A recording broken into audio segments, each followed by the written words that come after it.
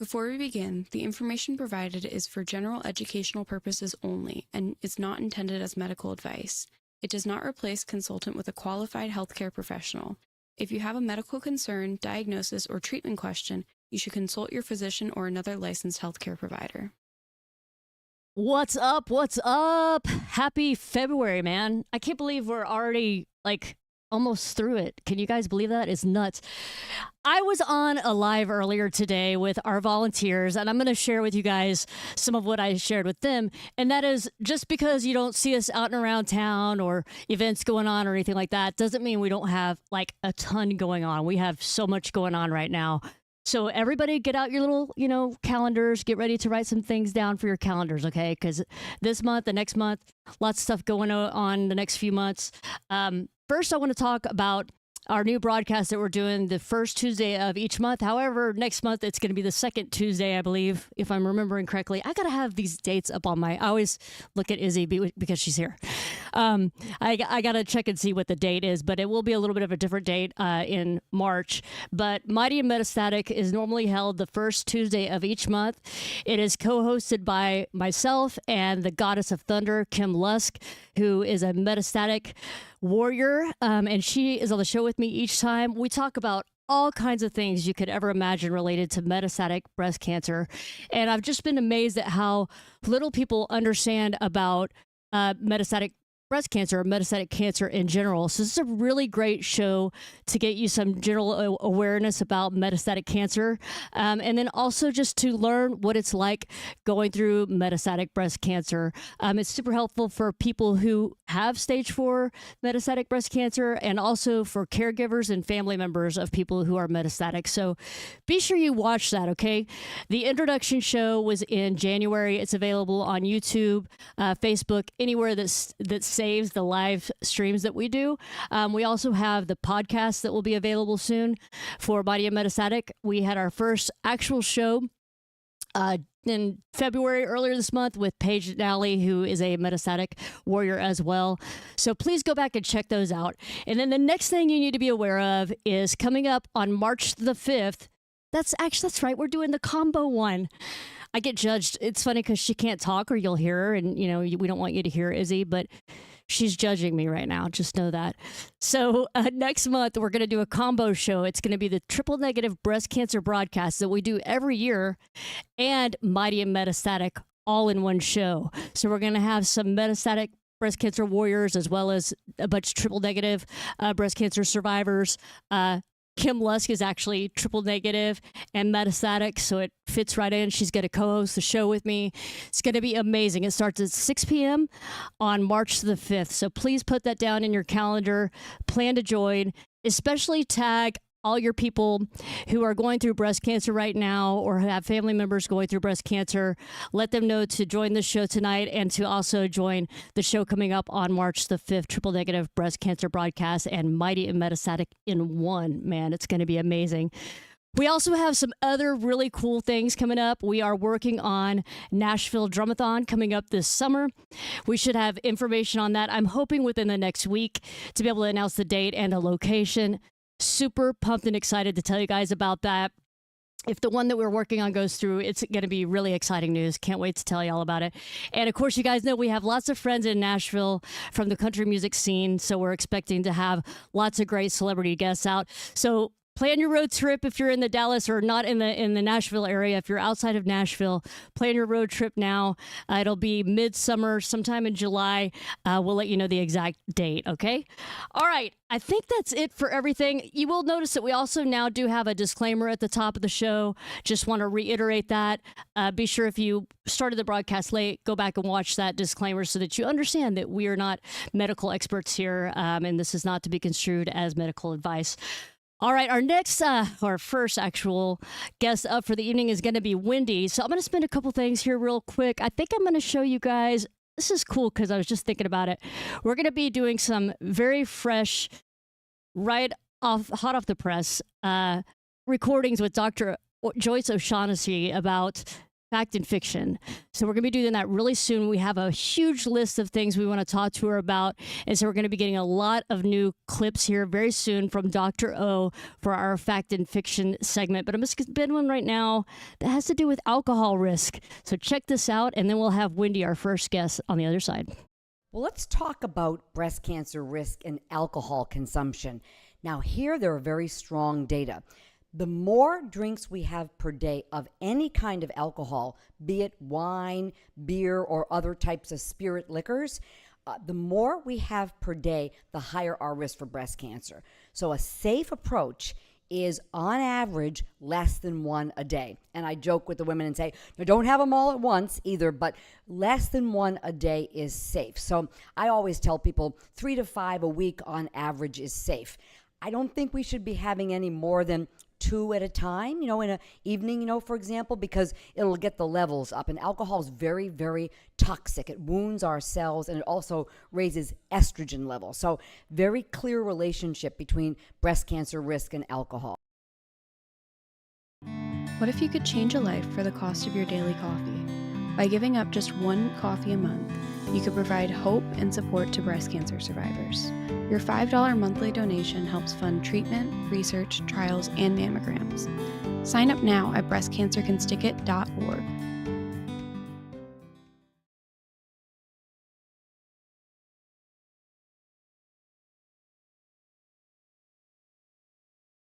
Welcome to the Beat Podcast.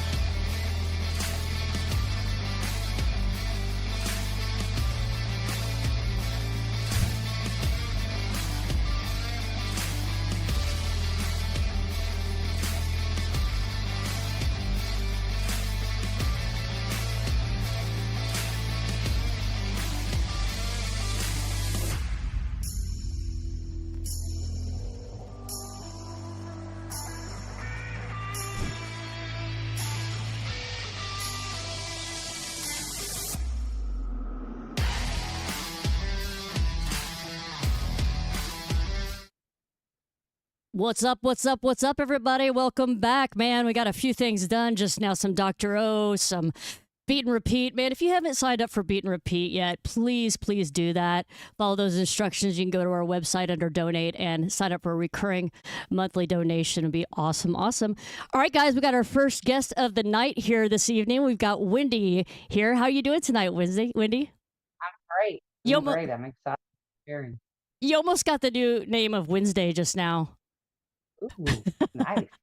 I was talking about that. I on break, I was like, I'm talking too fast, and it's because I'm amped up on caffeine, which no one watching is going to be surprised about that. So, Wendy, girl, thank you so much for being here tonight. I really appreciate you being here. Welcome. Thanks for asking me. Yeah, totally. I mean, every single story, Wendy, is different, and so you having the ability to share yours is really meaningful, and I know it's going to help people. Right. So let's start back in the beginning, before you were diagnosed. What led you to getting checked out? Were you going for regular mammograms?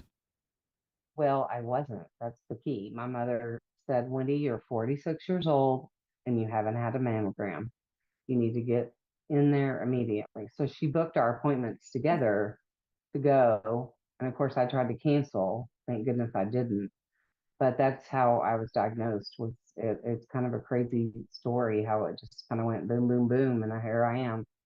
Wow. So, That was what was going through your mind when you said you wanted to cancel? well, because I ran restaurants, I did for 35 years, and so we always put ourselves last. If you know anything about restaurant people, so it was a Monday. It was busy, inventory numbers, the whole 9 yards. So I was like, I'll do it another time. Well, my mom didn't let me do it another time. So here I was headed on a Monday afternoon to get tested. And it was kind of awkward in the beginning. I wasn't sure what to think about it or what was going to happen. Um, but I had the first one, and then they And this was called me back. it was a mammogram that you had the first time? Yep. And they called me back, and they were like, listen, Wendy, we need you to come in to do the 3D scan. And I was like, oh, okay. Of course, I didn't really know what that meant. And so it was at the end of December of 2016. And so I went like 2 days later to get this 3D situation. And they called me again, like the next day. And they're like, Gosh, that must what have do you been scary, right? super? I was like, what do you mean? And they're like, we need you to come in to do a biopsy. So I was like, a biopsy? Of course, I call my mom and she's bawling already, nothing to bawl about yet, right? She's just a mother. And so I went in and she was biopsying me, and the lady I said, listen, I know you can't tell me anything specific, but I want to know, is it worrisome or non-worrisome? And she said, extremely worrisome, Oh with a gosh. straight face. Wow. Well, I mean, I would guess, usually if they're going to do a biopsy, they have some kind of level of concern, but saying extremely worrisome had to be tough. What kind of you said they were doing the biopsy. Oftentimes biopsies can be a surgery or it could be a cord needle biopsy. Do you remember what kind of biopsy it was? It wasn't like they cut into me. I think they went in, like you said, The cord the needle. needle. Uh-huh. Yeah. And there again, I went home. Um, and the next day, the lady said, do you want to find out, like, by phone? Would you like to drive back up here when we get the results? And I was like, oh, I don't want to drive all the way back up here. It's fine to call me. Well, she called me the next morning at 10 a.m. and Wow, said that it was canceled. quickly? Yes, because we're all at the end of December. Uh-huh. So we're trying to get everything. They were cramming me in and around everything to get me done before the end of the year. Right. So here I march back to the place where they did all of my procedures, and they're Right. giving me like pamphlets on wigs and the whole like Oh duffel bag gosh. of stuff. Yeah, yeah. So I'm just kind of in a state of shock, like what? They, So I was going to mention go to ahead. you that I remember clearly when I was diagnosed in 2010 that they came in and they were like, blah, blah, explained to me the situation with my cancer and told me all the details and pathology. Doctor left the room and then he came back. He's like, oh, sorry, I forgot to give you these. And they were some earrings from a breast cancer awareness organization. And I was like, is this my prize or it was so weird. Yeah. But it is weird to have so many things thrown upon you at once. And before you get rolling into this next phase of the conversation, I was just curious, Wendy, whenever they did the mammogram and they were calling you back, were they saying, like when they said, hey, we need you to come back for a 3D mammogram, did they say, hey, we see a suspicious area? Did they say it's on your right, left, your breast, which breast? Yes, And so they gave you detail? yeah, they said it's on the right breast, and there's just something that we see on the scan that we need to get a better look at. I was the first one, when I came back to do the 3D. And then when they called me back to do the biopsy, they said, okay, well, it is specific, it's a mass. And so I kind of had a feeling then that it's going to be something. And so when they told me that I had cancer, they only told me that I had the one tumor because I got diagnosed with primary malignant neoplasm. Um, um, and so Are you able I was to? really I'm not familiar with that definition. Or can you expound upon that if you're able to? What that yes, means? it's usually what that means is it's a growth that they found and it's in a specific area. Of course, mine was the breast, and it has the possibility to metastasize because it's kind of aggressive. And so, with that being said, I had to go through and meet the surgeon that I was going to do the procedure with. So, I did a bunch of scans with her, MRIs, the whole 9 yards. And going into my surgery on February the 15th of 2017, I was told nothing about chemo, nothing about radiation because it was centralized. It was only in that one area. So I get out of my procedure. They did a double mastectomy. There was only activity in the right breast, but I was like, I would sooner just get it taken care of because oftentimes it comes back in the other breast. And so I elected to do that. They told me they were going to be taking 2 lymph nodes from the right and left side, Okay. And and that was it. when you said you elected to do that, are you saying a mastectomy?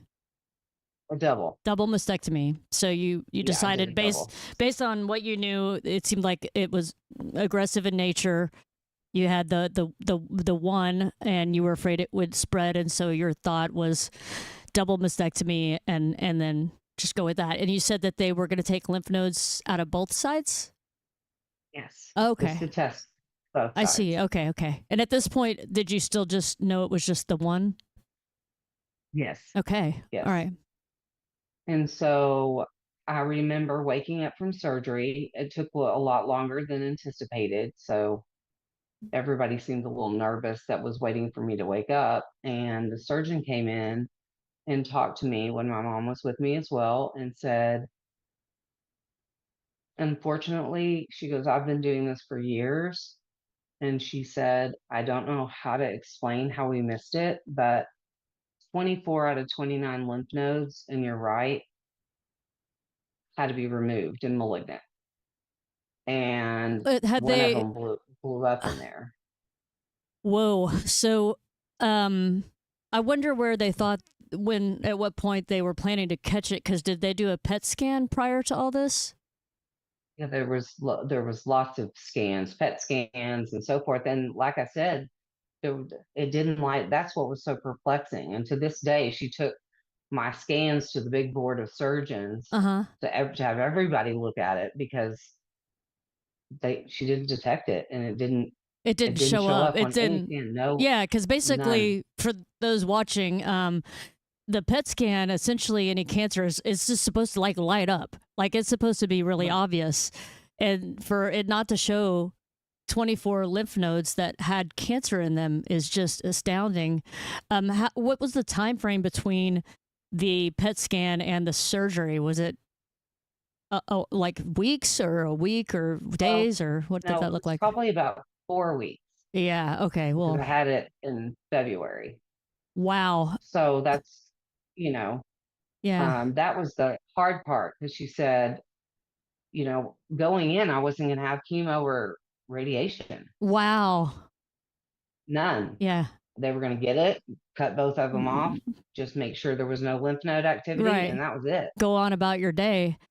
Yeah, Wow. well, I mean, except for my reconstruction, which is a whole nother story. Sure. But yeah, and so she said, unfortunately, Wendy, we're looking at chemotherapy and radiation. So I mean, I was So, still kind of drugged up, Sorry, going, "What is happening?" sorry to ask so many questions. I have a lot. That's how I Okay, roll. that's um, okay. you mentioned 24 lymph nodes had cancer detected in them. Were they on both sides or just on one side? The one, So just the one. all on the right side? Everything was on the right. Okay.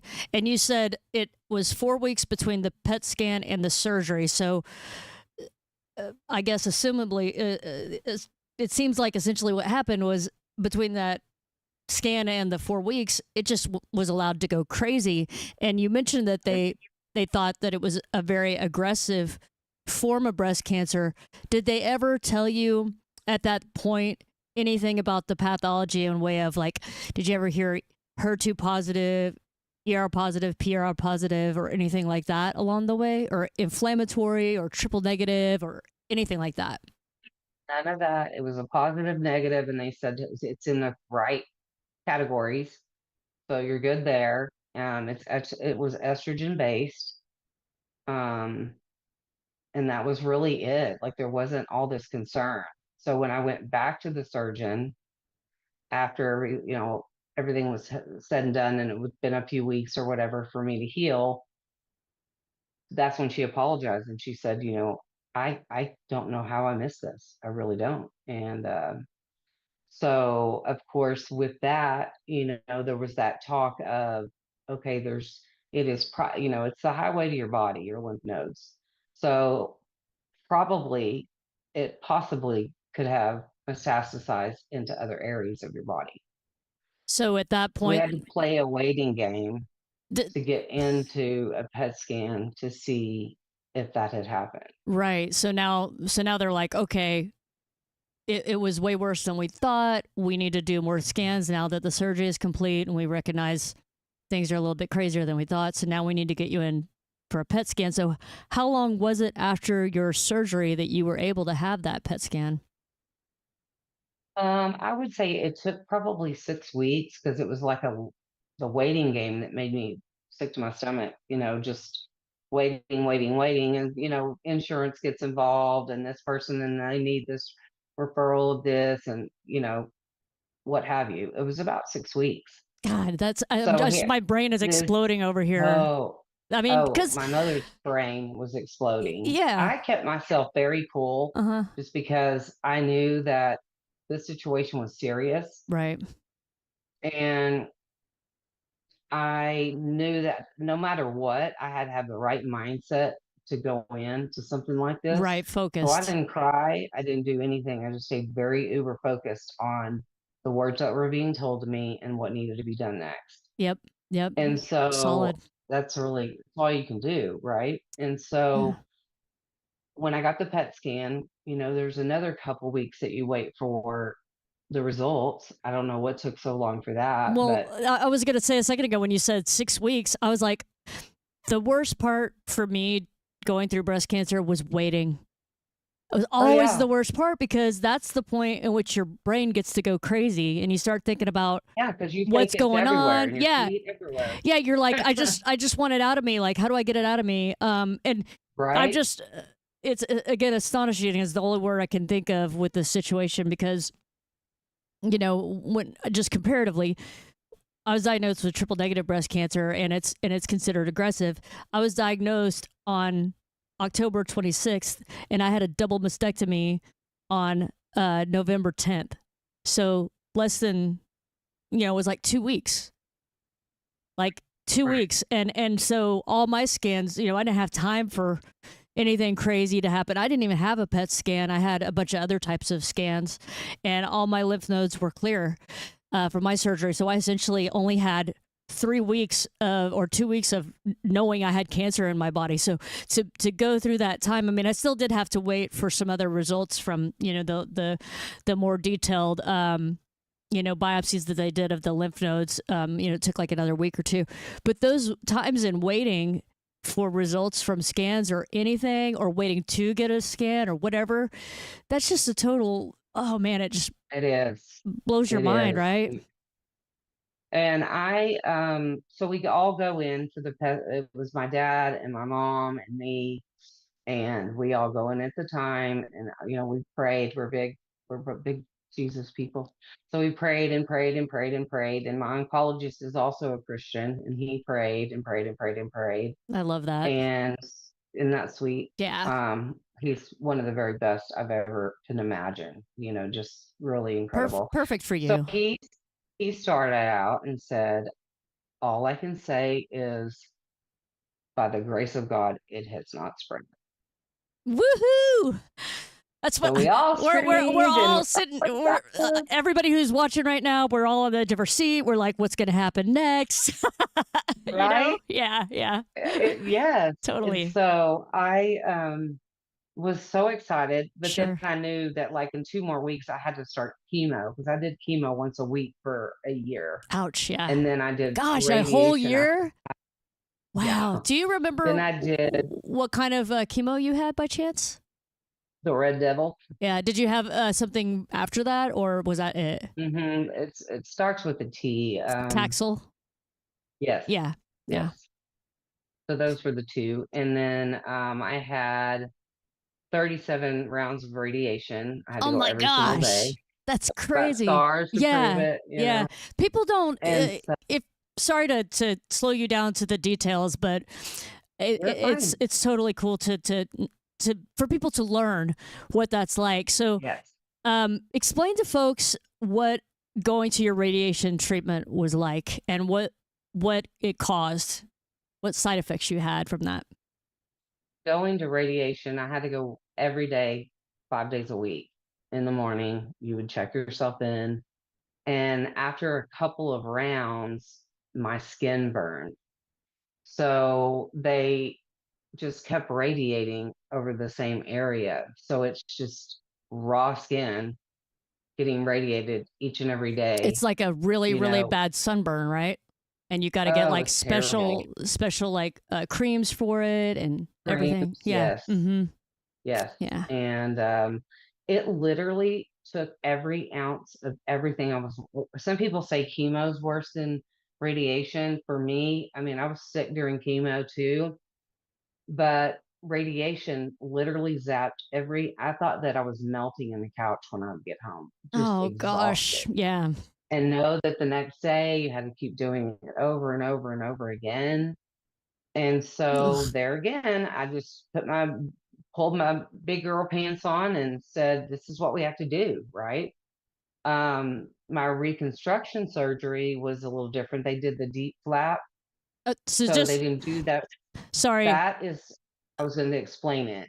Yeah. It's basically when they take your stomach, any extra skin and tissue from your stomach, they put up top and make you boobs so that there's no foreign objects in your body. It's just your own skin tissue. Right on. So in 2018, they did that. I got out. I went to my dad's to rehab. I had a fever for 2 weeks. I kept telling him over and over, it's 100, 101, 100, 101.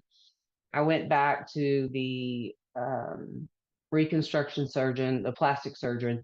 And I'm like, I don't understand, because my dad kept a log of everything, when temperature, blood pressure, everything, but what time you woke up every morning. And he said, this isn't right. Like, you have a fever. Like, that means infection. So finally, I guess my incision was very, very red and blistery. Oh gosh. So out of nowhere, he takes his instrument and cuts me wide open. Okay, so wait, we're at the doctor now. Right there. I'm at the plastic surgeon. Okay. Like, so your dad? I know. I was like, wait, your dad? Because you were like, my dad said blah blah, and then all of a sudden you're like, there, he cuts you right open. I was like, I was picturing you were saying like your dad like grabbed a safety pin and popped something, and there was oozing, and I was like ready for anything, man. So he cut right. like so he had some kind of yeah.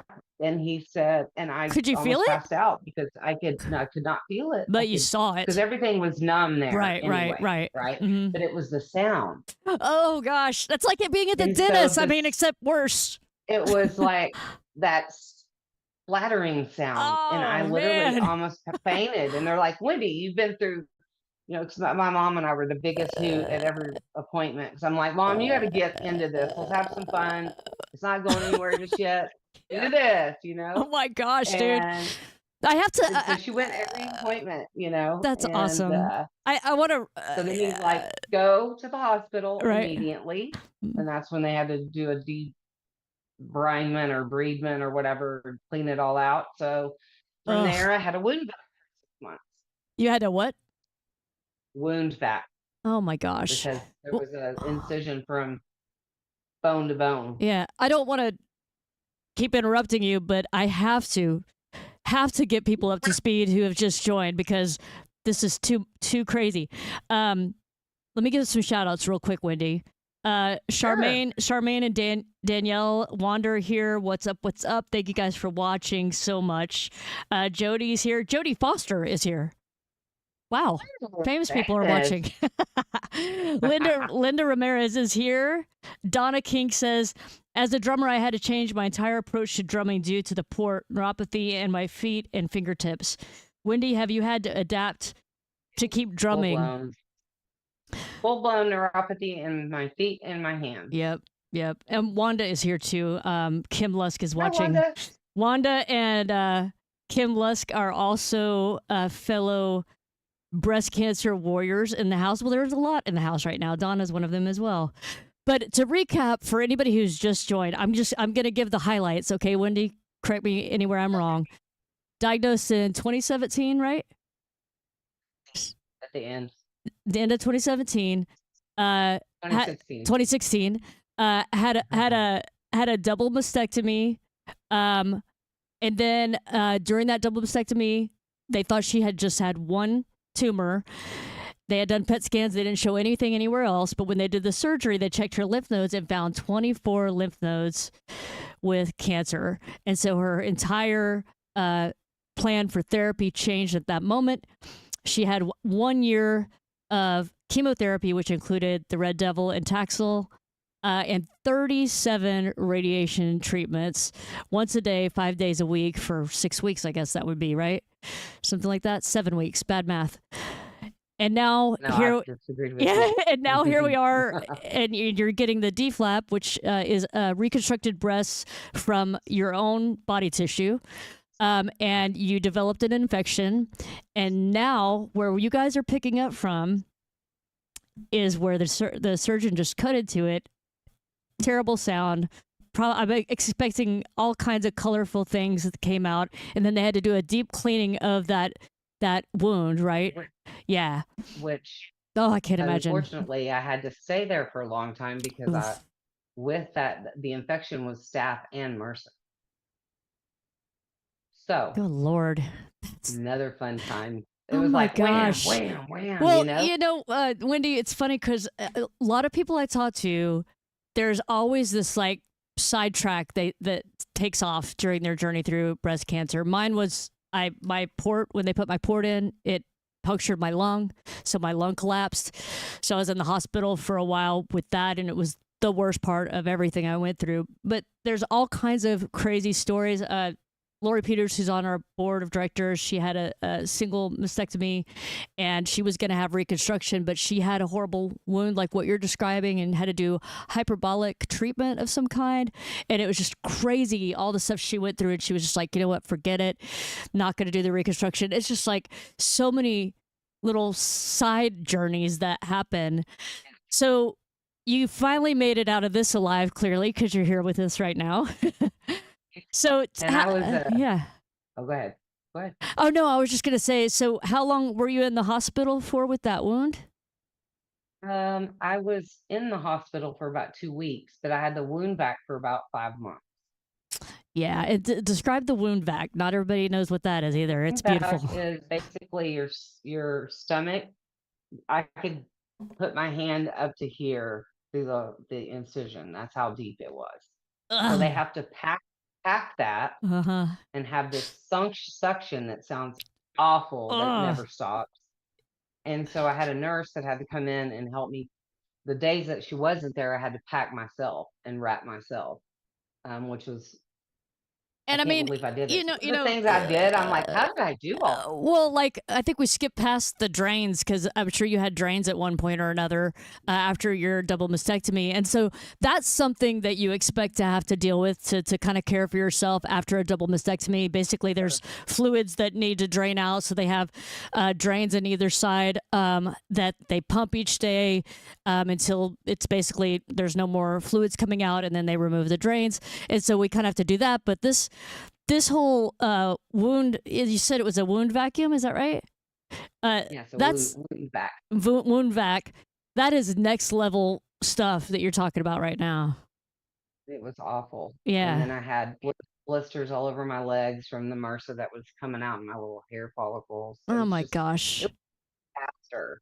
And so I did not work from 2017 all the way to February of 2019. I was a GM at the Plano Chewy's, Oh gosh. and We should have started they with this because that's my favorite restaurant. Okay, bye. they were so amazing.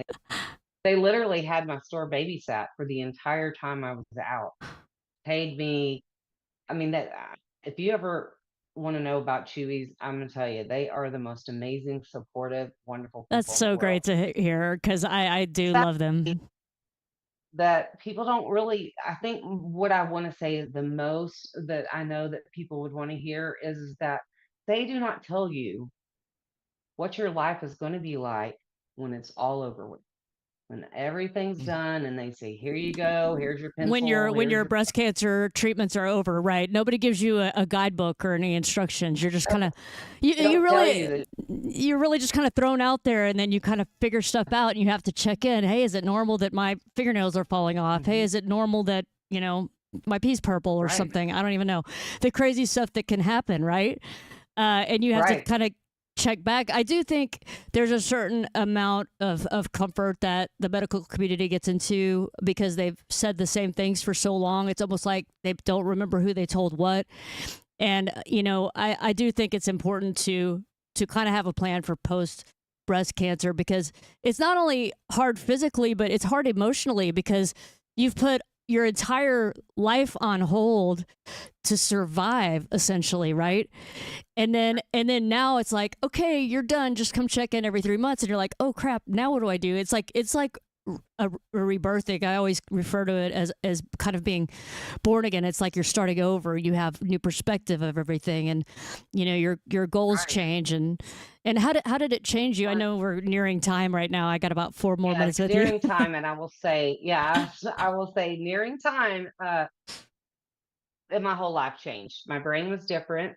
I couldn't remember how to do the things that have done for 35 years in the restaurant business. I couldn't stand the sounds. My sensitivity to sound. I couldn't carry plates. I'd drop them because of my hands. So the job that I knew at for 35 years, no longer could I do anymore. So I had to rebuild I was at this point 46, 49, 50, 50 years old, rebranding myself. The only thing I've ever known is the restaurant business since I was 20. So I became a real estate agent, and I'm slowly but surely building myself back up. And you can do it Wow. too, whoever's out there listening. Yeah. Um, you can rebuild your life, and some of your things in your brain that don't work right at the beginning of being done, they come back. Play games, play vocabulary word games on your phone, whatever it can take to make sure you're practicing your brain, organizing your brain, because some of it does come back. Now, for my neuropathy and my hands and feet will never go away. So I would say that this is a great platform to get a lot of information. Um, I am always a resource for anybody that is alone in it or wants to have somebody join them at their chemo. I'm all about it. So I am happy that I got to share my story. I know I'm very long-winded, but No, there was a you're lot of not. No, details. I feel bad because There's a lot of details. yeah, I feel bad. I know I interrupted you a lot. There's that's No, the it's okay. details that I feel are so important because one of the things for me was when I was diagnosed, I didn't know anything that was happening to me. Like nobody talked about it. There wasn't a good platform to go and learn, like, what is it like to go through breast cancer or to find out information about that. And so that's why I'm so glad you were willing to share your story and the details that you were. And what you said is such a positive thing as far as, like, you know, don't give up. You know, you can do anything. And the idea of, you know, kind of working out your mind, you know, doing crossword puzzles and things like that. I know I met a guy who was like in his 90s, like later in his 90s, and he just got around really good. He was sharp as a tack. And I was like, man, how do you do it? And he was like, I work on a puzzle every single day. And I was like, that's brilliant. That's something we should all do. I mean, those kinds of things, you know, we have Legos here and we like to do really intricate Legos over here. Some of those are pretty crazy. I'm just saying. And we do puzzles a lot, but anything like that, this is good for anyone. It's not just somebody who's gone through, you know, a cancer diagnosis or treatment, but just a life thing. And that's one of the things that I think is so great about the people that we talk to on this show is everybody can take away something. It's not just people going through breast cancer, but anyone watching, you could take away something from this. Self-care, you know, all those things, putting yourself first, even though you're not used to it. So important. So thank you so much. Protection. Yeah, exactly. Thank you so much for the inspiration that you are, welcome. Wendy. I appreciate it. And I'm so glad we get to have you on the show tonight. Okay. Okay. Thank you so much. Have a great evening for watching. Take care, girl. Bye. Bye. All right, everybody, give it up. That was Wendy. She was awesome sauce. So cool to have her. We're going to have Vinny Appice coming up here in just a few minutes. Should be here by 8 p.m.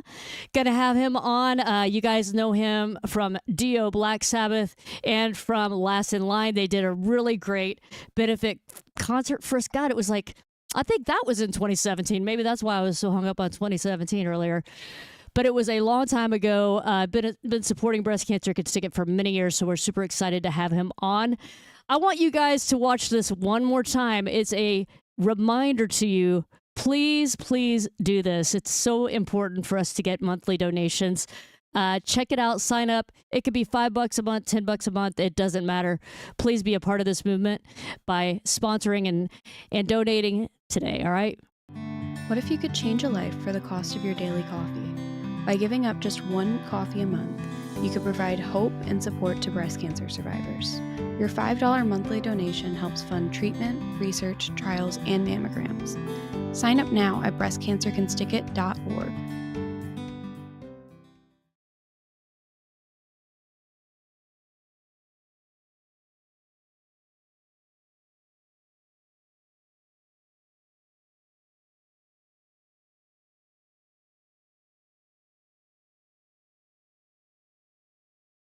Check it out. There's this killer new way to help raise funds for Breast Cancer Kids Ticket by shopping at Kroger. Simply sign into your Kroger account online, then go into Community Rewards on the left-hand side. From there, search for Breast Cancer Kids Ticket, then select Enroll. That's right, you shop, Kroger donates. Enroll with Breast Cancer Kids Ticket today.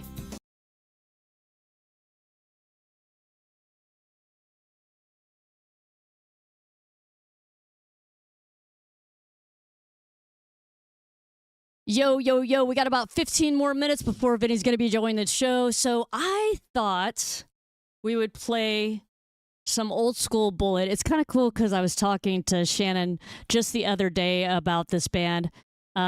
So check this out. It's one of my favorite songs by Bullet. This is a band that Shannon and I were in, along with John Clark. You guys might recognize those names from Metal Shop. So check this out.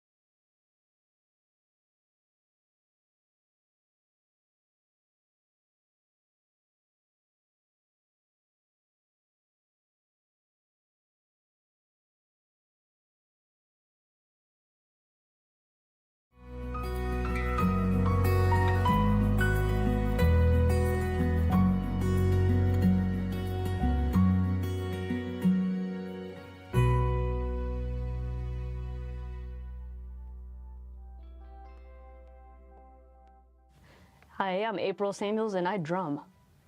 It's true, mostly drum. Over the past 7 years, I've had fibrocystic breasts. And so I've been going for ultrasounds every 6 months for 7 years to try to keep an eye on, watch out for breast cancer. And unfortunately, October 26th last year, I was diagnosed with breast cancer. At that time, pretty much stopped my life. I stopped drumming completely, stopped playing. I was playing with lots of bands, probably 5 or 6 bands. Stopped that completely and just focused on my health. It was a very aggressive form of breast cancer called triple negative. Decided to be aggressive right back. Had a double mastectomy on November 15th. Went through all that, very, very painful. During the port installation on December 15th, accidentally punctured my lung. I was hospitalized for 5 days with that.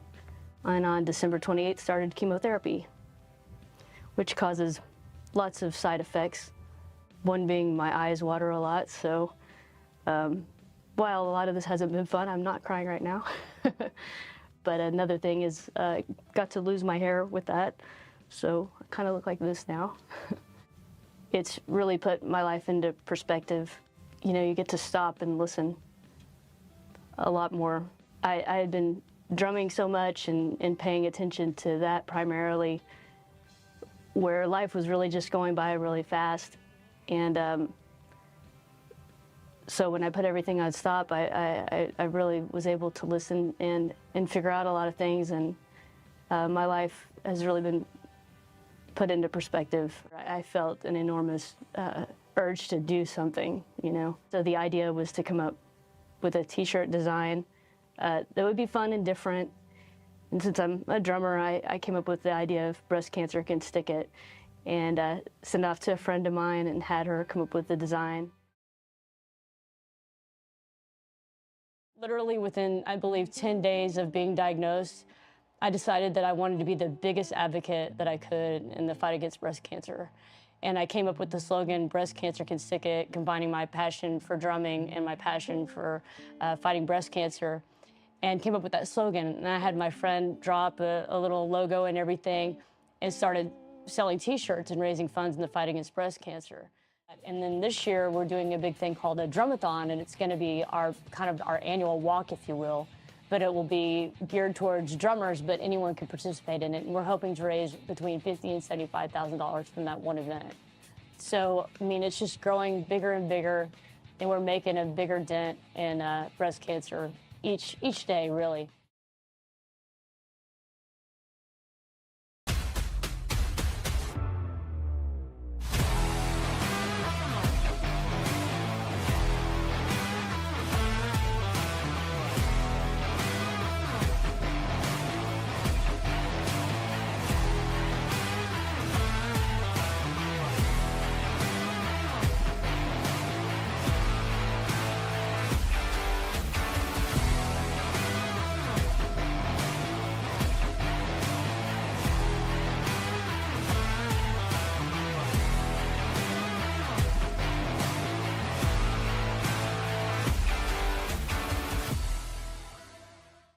Hey everybody, welcome back. We're getting Vinny all settled right now, and then he'll be here on the flip side. I'm going to play a couple more things for you guys. I thought we would take a spin back. Let's see if I can find this. We had a recording that we did with Joey C. Jones about a zillion years ago. So let me see if I can get this in here, and I'll play it for you while we get Vinny set up. Hang on, fit the screen. I'm going to see what happens here. So this is Arsenic Bubblegum by the band Joey C. Jones Band, with myself on drums and Dave Crow on everything else. Check it out.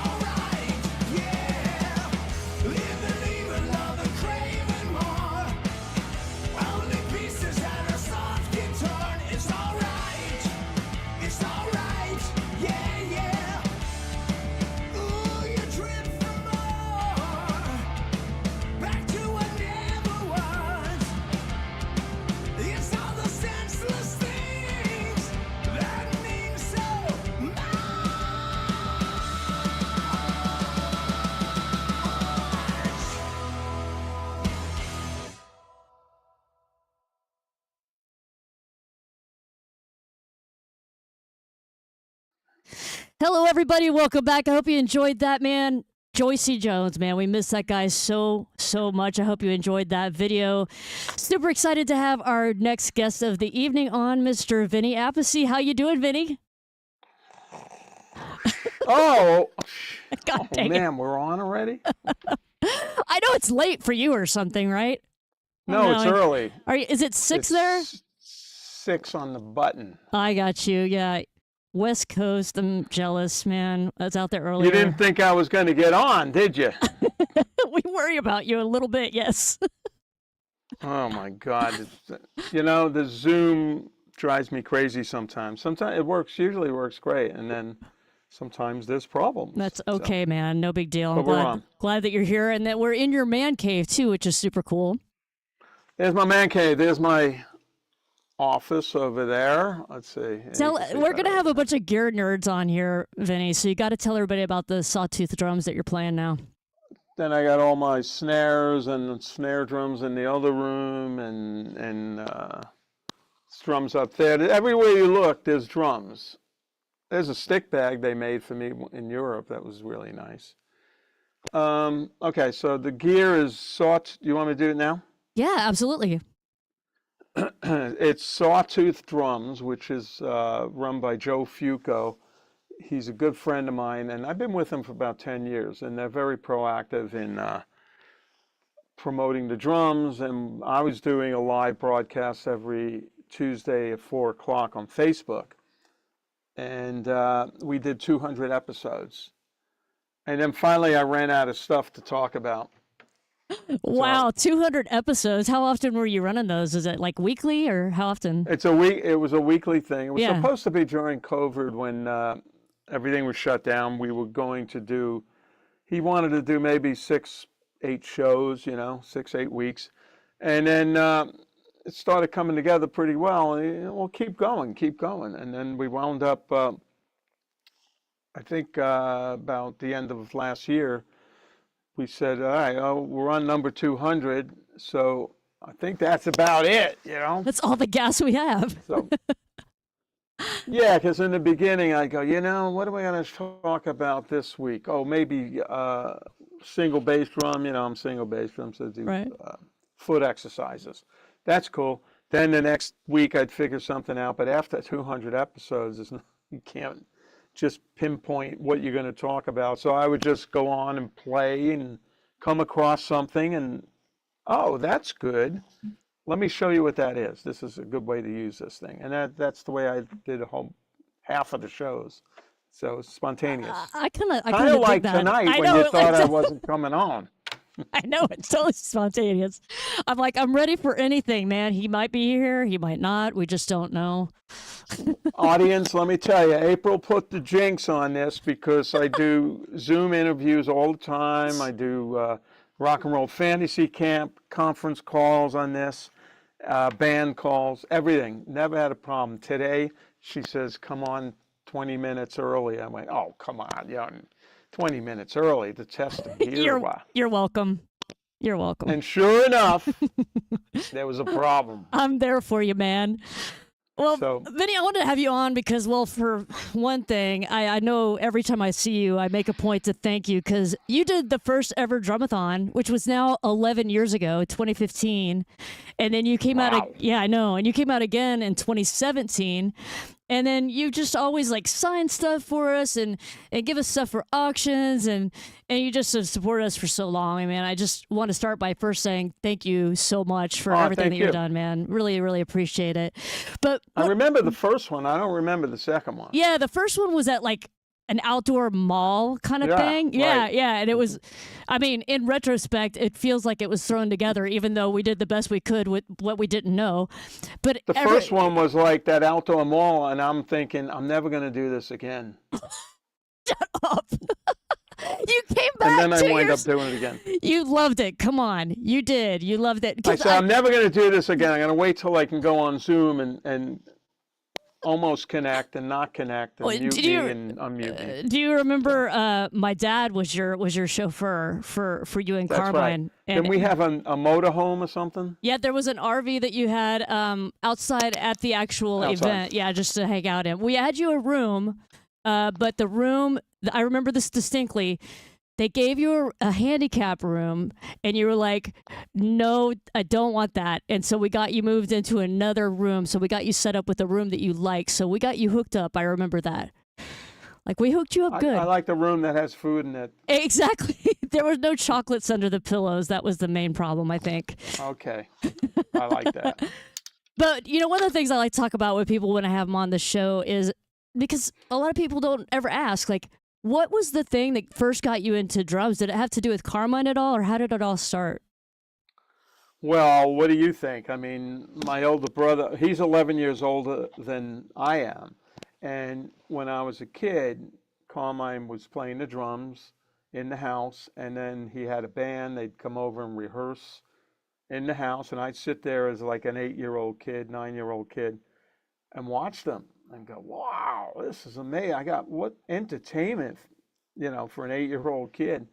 And I used to look at all the wires and cables and the amps and the drums and guitars and basses. So it was like totally lit me up. I went, I want to do this. This looks like fun. So Absolutely. there are always drums in the house. So that, when they weren't rehearsing, I would play Carmine's drums. Sometimes, a couple times in the beginning, I'd break his stuff because I didn't know what I was doing. I'd hit too hard or something, and drums are made to be break his broken cymbals. sometimes, I think. Yeah, at one point he said, I'm going out. Don't play my drums. I went, okay.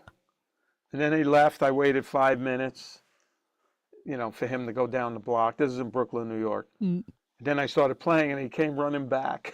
He was hiding. I told you not to play my drums. I said, hey, listen, one day I'm going to be big, and I'm going to get you tickets, so be quiet. That's awesome. I mean, at what point? So at some point he was like, okay, this guy's getting pretty damn good. And so he was like, okay, you playing drums is not such a bad thing after all. And did you guys end up having 2 kids in the house at any point? Well, see, him being 11 years older than me, he kind of got out of the house, and then I was going full steam. So my parents had to put up with two of us, And then when he come off, they joined the Vanilla Fudge, and they were successful. And then my parents used to take me to the concerts, My parents are very proactive, which is important. Super supportive. And then I'd see Carmine playing in front of 3,000 people back then, and 5,000 people. I go, oh my God. I used to be more nervous than he was watching him play in front of that many people. So, and then when he come off the road, I'd show him some things, and he'd go, he told my mother, he's getting really good. I should send him to drum lessons. So I went to drum lessons to the same guy that Carmine went to, and his name was Dick Bennett in Brooklyn. May he rest in peace. He passed not long ago, and he was a great drum teacher. And I went for 3 years and learned how to read and all that stuff. Out of 3 years, we hardly even been on the drum set. It was all in the books until I learned some of Jim Chapman's advanced techniques for the Modern Drummer book, which was a jazz book. And that's the only time we hopped on the drums. So, because I gave gave lessons in my career, and young kids don't have the patience to go through books. Right. They want to learn. They want to learn a song. The riff from the Rush album or Led Zeppelin and all that stuff. So Right. Totally. it's funny. I've already got people asking you some questions here. I think somebody was asking what kind of kit the Sawtooth was, and it's a hickory kit. Somebody was asking if it was walnut, but it's a hickory kit, Yes. right? A hickory kit, and the first kit is that kit up there, Silver Sparkle. Can you see it? Oh, yeah, we could see that. And that's an all made by Sawtooth, but it's alder wood, which is an unusual wood. And hang on, I'm losing the phone. Uh-oh. We still got you on this end. Okay, good. No more jinxing. Is that alderwood? Is it heavier or lighter, or can you tell a difference? It's lighter. Is it? It's lighter. That's a cheap kit. That's the first kit they made, and it was really good. I mean, before COVID, you could buy the whole set, 5-6 piece kit for like $400, $500. Wow. And I use it, and it sounded great. I used it on some of the Last in Line albums, and it was a great sounding kit. And then they came out with, this is the high-end kit over there. And, heavy duty lugs and wing nuts, all that stuff. So, and then this is hickory, 6 plies of hickory, no filler, and then, so I've been using these, and these sound amazing, amazing drums. So. Somebody, Donna King, who's a breast cancer survivor and a drummer, is watching right now, and she wants to know what your favorite Rezo snare head is. The favorite snare head is, I'm with Evans, been with them forever, and I like the heavyweight. It's a white head, and I think the dot's underneath it, and it's coated, and the thing lasts forever. I think it's on the snare as we speak. I love the coated heads too. I don't use, but not anything. On the toms. Yeah, see, on the toms you have the clear, right? Clear, yeah. G2s, which are clear. Nice. Yeah, that's awesome. Yeah, because otherwise the coated tend to dent a little bit more on the toms for some reason. So, but the heavyweight, man, that thing just lasts forever. Wow. What about your cymbals? What's your go-to cymbals? Those are you can see them. Those are Sabian AA. Those are Sabian AA mediums, and it's on my left, sitting at the drums, is an 18. On my right's a 20, and then I'll usually have another one there that's an 18 by the second floor, and the ride is a 20 medium ride. Everything's medium. And these things, I've been beating the hell out of them for a few years, and they still sound great. No cracks, no nothing. I love this Sabian. So I've been playing Sabian for 15 years or so now, and I've been using the AAXs, and I love them. I don't have hardly any issues at all ever. I've played. The only problem I have is, I'll show you. See this ride cymbal? I like it. See how it's kind of tight? Mm-hmm. So I always have a problem with the wing nut snugging down onto the cymbal like that. This is not a paid advertisement, but no, it's not. But I'm going to tell you something. There's a company, you may have seen them at NAMM, called No Nuts. No Nuts. I'm not using anything that says No Nuts. Oh, come on. I mean, I know it's fitting for me. But anyway, so it's got like a post, and then it has like this really tight rubber wing nut, and that's not good. I used them. That's not good enough. Really? It's not tight enough. Yeah. Dang. No, this is tight. Yeah. It'll only move that much. Have you tried those Vader toppers that they have, where you can use like a Allen wrench to tighten them? No, I think that's over the top. Okay, too much. Because I did those. It's like, where's the Allen wrench? I don't know. It fell. Where was it? Looking for the Allen wrench. All that shit. I did that when I had, like, in my studio, I had my cymbals like mounted upside down where they were like hanging, and I didn't want them to fall off, so I used those Vaders that they have. But yeah, they have like a push button, but to get them really tight, you have to use that Allen wrench, and then that would. Yeah, this is the problem I always have, and I sit low, so that's my main peeve over there. And if you guys are recording, I would get one of those.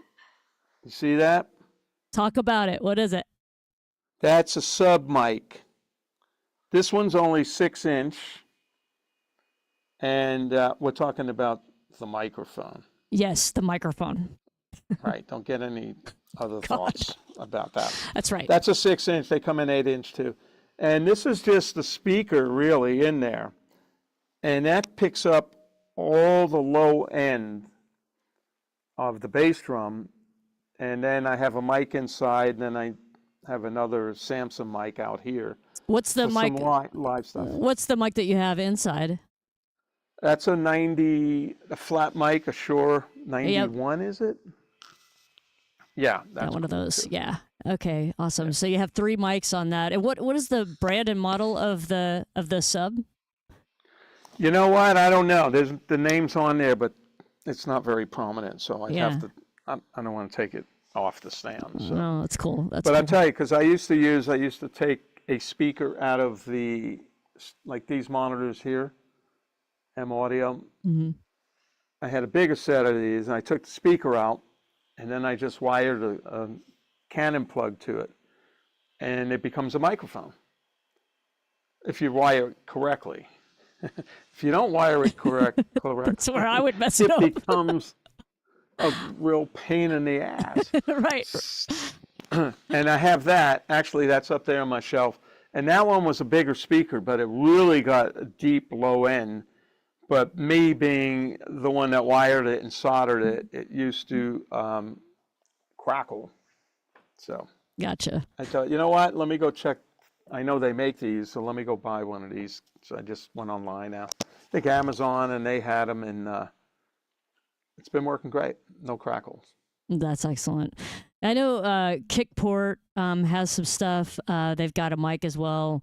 I'm not sure. I know they talk about it a lot for live use, but I'm not sure about for studio recording. But I'd check with them on that. Yeah. See what they Then say. you could take that track and EQ it. You can put a little more bottom end. You can put some attack on it and mix it in with the other mics, and it works really good. It gives us a big warm sound, you know. Yeah, So, that's I don't awesome. use any muffling. There's no muffling. Oh wow. There's no muffling on these drums. Is it, The only thing that's in the bass drum is one of those Evans pillows, the little flat pillows. That's it. And that's put the mic on there. it touches the front and the back head, right? It touches both heads, like it lays up Yeah, flat. actually, I might even have taken that out. I can't see. I might have just put a little towel in there. Yeah. Very small towel, and I put the mic on there. I don't like to muffle the drums. I like the drums to be loud and It's totally natural tone, right? yeah, and you know, so they ring a little bit. So Yeah. you know, what are you gonna do? Well, I know we got about 15 more minutes. We're cruising along, and I always usually like this, chronological conversation, but I got questions coming in, and I want to be sure I get some of those answered. I got Okay. Kim Lusk is here. She's a bass player, and she's a Hey there! I know, dude, and she is a breast cancer survivor too, or she's a warrior. Actually, she's in treatment right now, and she's Right. actually Good luck. Great. she's amazing. Unbelievable. She asks, what advice would you give to youngsters interested in drumming but aren't interested in music theory and can play by ear? What tips? Yeah. Well, I'll tell you what, for the musical part of it, it's good to learn how to read if you're a drummer. Take some lessons, you learn how to read. Because a lot of times, somebody throws a song at you, you go, okay, learn this by tomorrow. And you go, oh, okay. So you're going to do it by ear, but it helps to even write it out a little bit, not a chart, but a cheat sheet kind of thing. That works. And then try to pick up stuff. I did both. I did the lessons from the books, and then I picked up things from the records. Like I listened to Billy Cobham, Buddy Rich, my brother, John Bonham, of course. And then you go, wow, what is that? Back then, you used to put the record player on 16.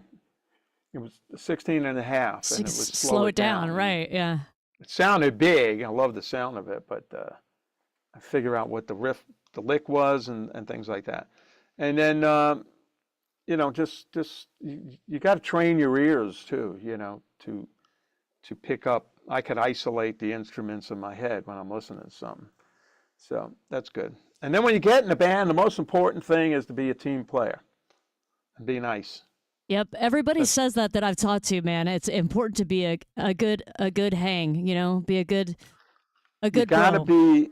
You can't burn the bridges, because like I was in Sabbath, then I was in Dio, then Sabbath, Dio.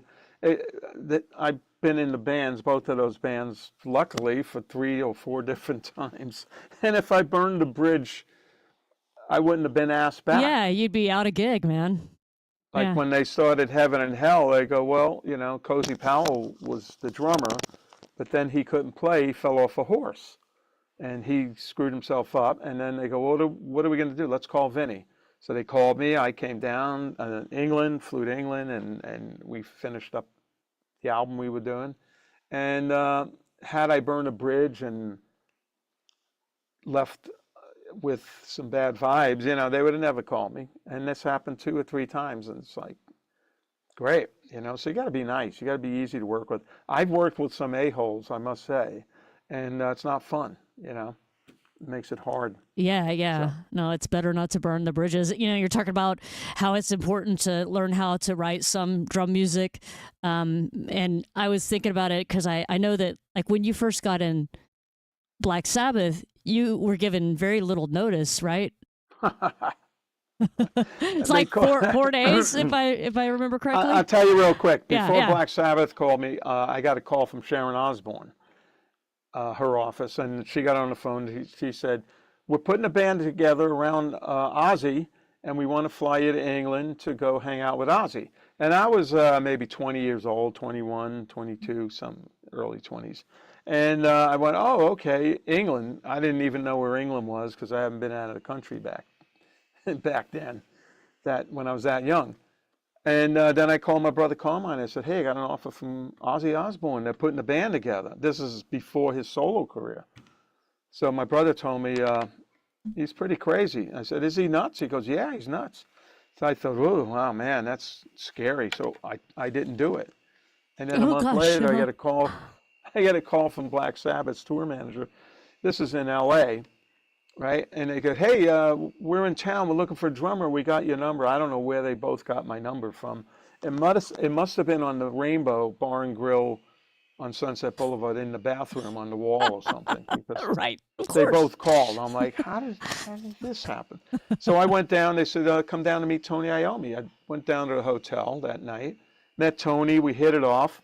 And he had an album I did with a band called Axis, and he really liked it. So he invited me down to play with the band the next day. So the next day I go down, I met Ronnie Giza, Jeff Nichols was on keyboards, and first song we ever played was Neon Nights. And then they said, "Wow, this is great, you're great." Wow, we played a couple of Sabbath songs. Then they were so happy they went to the pub. And I was stuck there trying to learn as many songs as I could quickly. So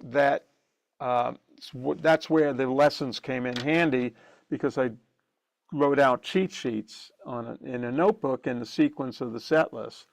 Like War Pigs, I start slow, ba-dum, and then it goes into that 16th notes, 2/16 notes. Mm-hmm. Okay, so that got me through it, and it really, really helped, because we only had 4 actually days to rehearse. And the first day was when I went down.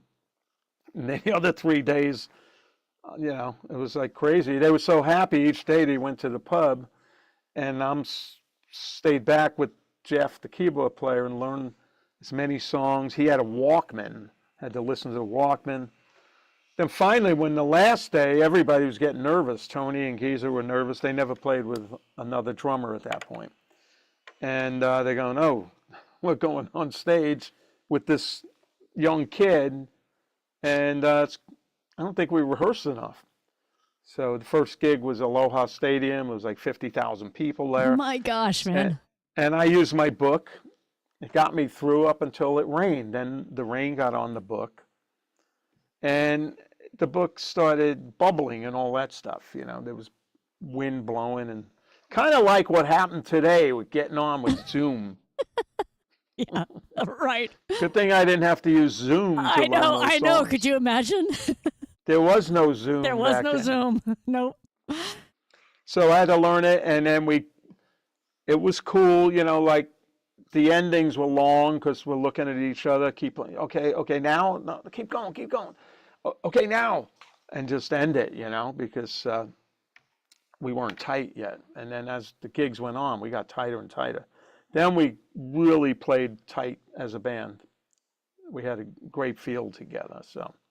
That's so Worked awesome. And prior to that, I don't think a lot of people know this. You actually got to play with John Lennon, right? Yeah, when I was 16 years old, Yeah. playing with a band that was managed by the Record Plant Studios in New York City. And our friend was Jimmy Iovine, who was a mega producer, did John Lennon, Fleetwood Mac, everybody. He's produced so many things. And he was from Brooklyn, New York, and he got us into the management deal. And he was producing our stuff. We'd go down to the studio. We had 4 horn players, a 9-piece band, and he would produce it. And it was a great place to hang, because I met a lot of people there. That's where I met Rick Derringer, which was my first real touring band. He heard some of the stuff Jimmy recorded, and he said, "Wow, that's great. Who's the drummer?" And they said, "That's Carmine's brother, Vinny." And then I met him in the hall one night, and I gave him my number, and that 6 months later, he called me, wanted me to play in his band. So, but John Lennon, they called us one night. We're rehearsing upstairs in Manhattan, and they said, "Can you come down and do hand claps for the song we're working on?" Oh, okay. So there's 9 of us. So we all go down. We walk in the studio, and there's John Lennon. I go, "Oh, crap.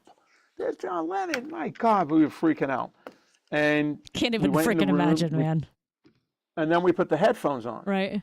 Now I'm 16 and a half years old. Yeah, I just went to high school that day, or whatever class I was in. And then he's talking to you now on the headphones. He's telling you what he wants. He wants like hand claps in the verses like this, and then double up on the choruses. The song was called "Whatever Gets You Through the Night." It was John Lennon and Elton John. Elton wasn't there, but John was. So we're freaking out, like, oh my God. And then when we finished, we went out of the studio. We met him real quick. We didn't really hit him up for pictures and all that, or autographs. So we were very cool. We weren't fanboys. And then a couple days later, we're rehearsing upstairs, and he walks in the rehearsal room. And I still remember him walking in the room, sitting on the steps, watching us play. And my right arm muscles were starting to tense up.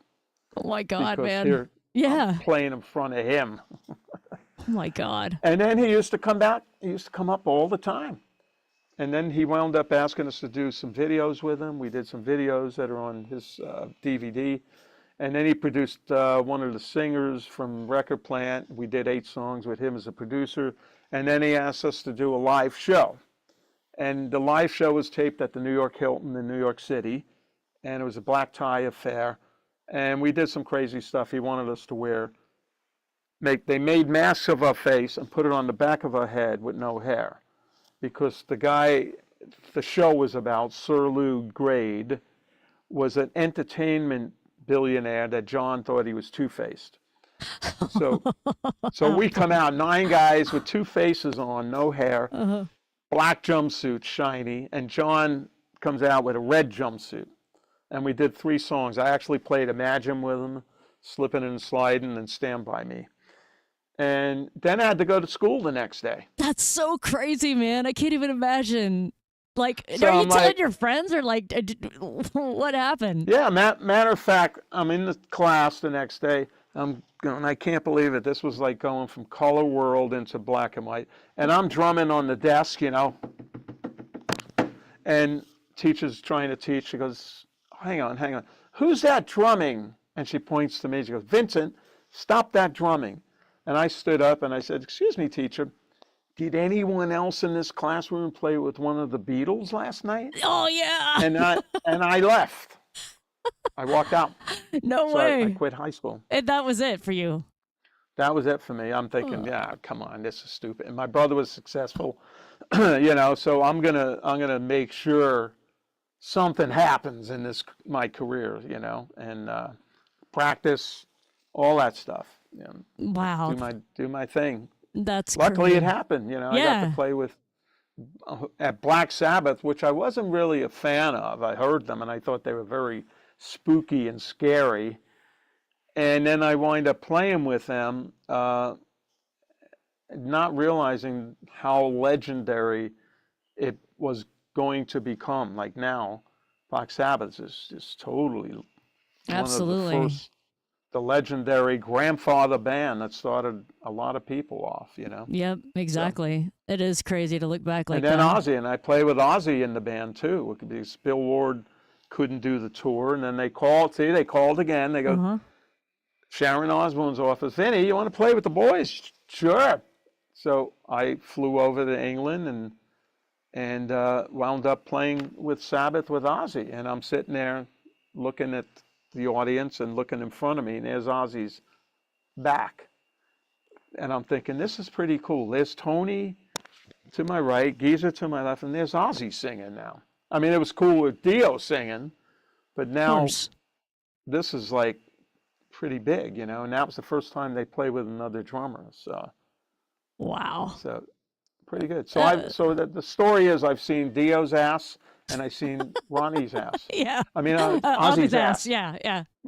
You've seen I see all the asses. all the asses, yeah, and now you see Freeman's ass. Yeah.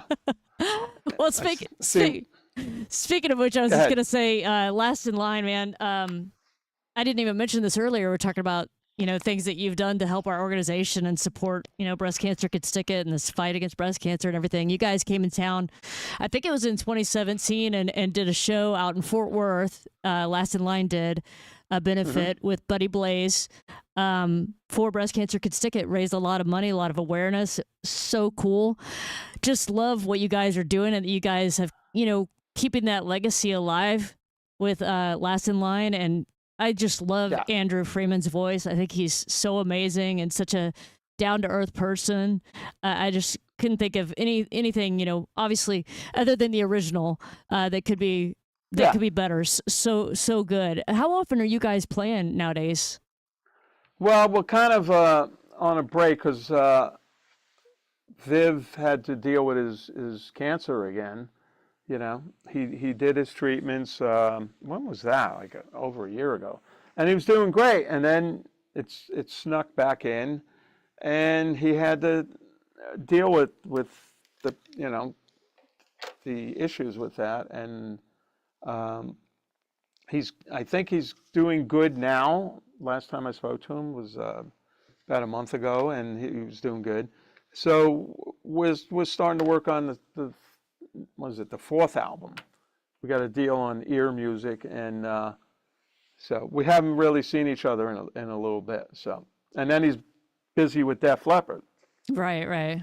They just went out again, and ever since we started Last in Line, Def Leppard has toured more than they ever toured before. Yeah. Well, It's a lot of the bands from the '80s are. I mean, it's just everywhere now. It's come back around across the board. I mean, it's like everybody's. But years ago, like we used to tour and then take a year, do a whole tour, and then take a year off, and then you tour again. But it seems like every time we were trying to do something, well, we're going to do a summer tour, and which is great. The demand's there, so that's slowed us down a lot. And then right now they're doing Vegas. They got a residency in Caesar's Palace, so we're slowly getting back. And then I'm doing this thing called Sabbath Nights. That's what you see on the bass drum behind me, and I just put a cool band together, and we play all the Sabbath stuff that I'm on and some Ozzy songs. And we've been doing a lot of gigs. We just came back from Vegas as well, and the fans love it. And we got a great singer, Jim Crean, who played with my brother and I. And he could hit all the Dio stuff. A lot of singers can't sing the Dio stuff. Yeah. Sing the Ozzy stuff. Well, that's so awesome. We're doing that. We're playing at the casino in New Mexico. The Sky Casino in outside of New Mexico, Albuquerque. In 2 weeks, and then we do a bunch of other shows. There's a website, sabbathnights.com or vinnyappice.com. That's awesome. It's vinnyappice.com, not Vinny Appice. Yeah, right. Appice. Carmine Appice, Yeah. Vinny Appice. And then you have another Sorry about brother, that. and what is it, your other brother? A peach. A peach, yes. You're talking about people that, it's hard to sing Dio and not a lot of people can. It made me think, Matt Starr, right? Oh, yeah. We had him in town for Drumathon last year, and at the end we did like this after party, and he got up and sang with us and did Rainbow in the Dark. Mm-hmm. So I'm going to have to send that to you so you can hear it. No, I like Matt. He's a good guy. He's a good drummer, too. Yeah, totally. And, Totally. I run into him every now and then, and I saw him at the NAMM show. Yeah. The same day I saw you. Yep. So. He was over there playing with Billy Sheehan and Phil X at a booth. Yeah. So that was pretty cool. Well, real quick, Yeah. I know we're nearing time over here. So one thing I did want to touch on is before we went live, you and I were talking a little bit about some of the studio work that you're doing at home. Tell everybody about that. Studio work has been, I get a lot of emails going, hey, would you want to play on this? And it, we'd love to have you on here. And I would listen to it. And so I played on, a lot of it was really good. It was heavy. It was a good band. And I said, sure, I'll do it. Plus, I like the fact that I can keep my skills going because I'm the engineer. See, That's so awesome. I sit back there, Right. and I got a wireless keyboard on the table there, and I run everything from that to the screen that's over here. What are you using Pro Tools or are you using No, Cubase. Cubase? I used Cubase, but it was like 2004, I think, when I used it last. Well, I use it's 2008, is it? Yeah. And it cranks. I build computers too. So I build a hot rod computer and I run it, and now they discontinued Cubase 8. And I tried the new ones, and I don't like what they did. There's too many. A lot of these designers of software, it seems like, don't use it themselves. Everything's more clicks to edit. To edit a piece, now you got to click 3 times, and oh man, it's just some stupid stuff. Same with Windows too. Windows, they come out with new versions, and it's like, you guys just make it worse each time. I swear, I hate to say it. But they do. What used to take 2 clicks is now 4 clicks. Yeah, I bet I only know about 25% of what Pro Tools could do that I have installed, because there's so much, like you said, so much depth to it. It's hard to figure out what everything is and where everything goes and stuff. So I feel that big time. Well, the Cubase, I mean, they discontinued it. Now I can't even reinstall it because they took it off their servers. So it's running great. So what I do is I make an image of the hard drive. Right. So if anything happens, it starts running badly, I restore the image back to the computer, and it runs the way it did when I made the image. That's really handy that you know how to do all that stuff with computers. Yeah, I'm really handy with that. Yeah. It's a pain in the ass, but well, you can turn a speaker into a microphone. Somebody's got to do it. I know, right? That's awesome, man. Thank you so much for joining tonight and making it all work. I do have one other Thanks thing. for having me. Yeah, Kim Lusk wants to tell you. Keep up the great work you're doing. Thanks, man. Started this on. I saw you a long time ago, and you persisted, and you just kept doing it and doing it and doing it, and now you got some things going on. You helped a lot of people, so thank you for doing that. Yeah, That's totally. awesome. Anytime if you ever run across anybody who needs anything, is going through breast cancer, please pass my number along. More than willing to help. Wanted to let you know that Kim Lusk, who's the metastatic breast cancer warrior who's watching bass player, she just wanted to let you know that she's looking forward to the Last in Line's next album. It was there for the debut of the first album, and she loves the awesome heavy tunes. Oh, thank you. Yeah, very cool. Thank you. And you get better quick. Yes. Get that bass on. I played with Rex Brown from Pantera, just a bass player story real quick.